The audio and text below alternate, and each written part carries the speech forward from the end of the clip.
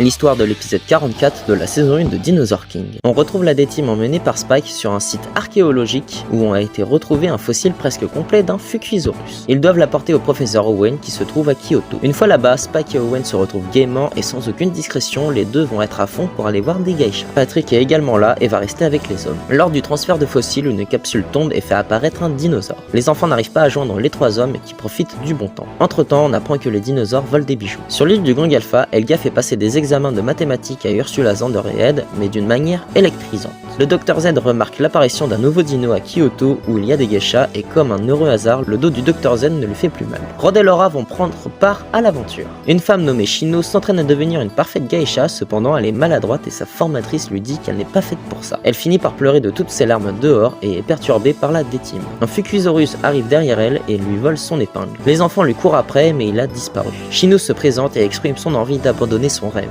La D-Team vont tout faire pour leur apporter son aide. Et ils apprennent plus tard que le dinosaure vole tout ce qu'il trouve. Le Gang Alpha arrive et aperçoit la D-Team. Le groupe d'hommes réussit enfin à décrocher leur téléphone et apprennent que le dinosaure se balade en ville. Ils arrivent à retrouver les enfants et Owen tombe amoureux de Shino. La théorie de Owen est que les oiseaux sont les descendants des dinosaures et il s'avère que certains d'entre eux amassent plein d'objets brillants pour leur nuit. Donc le Fukuisaurus doit avoir un nid rempli d'objets volés. Le Gang Alpha entend la conversation et ont un plan. Ursula se transforme en geisha et Owen la remarque direct mais elle finit par s'enfuir. Patrick essaie de le raisonner mais ça ne fonctionne pas. Le dinosaure se retrouve devant Ursula et Owen utilise son épingle qu'il lance et le dino part le chercher. Xander envoie Spiny au combat et le poursuit. Spike prend un véhicule et emmène Shino. Le Spinosaure piège le Fukuisaurus puis Rex fait appel à Ace afin d'aller l'aider. Le voleur prend la fuite pendant que Ace affronte le Spinosaure. Les faux amoureux retrouvent Aladdin Dino et Ed envoie Tank l'affronter. Il utilise son aptitude au broyage caudal mais ils se font surprendre par le Fukuisaurus qui utilise son aptitude Jardin d'émeraude qui avale l'énergie du Sechania ennemi et récupère sa santé. Tank finit en carte et il repart dans son nid.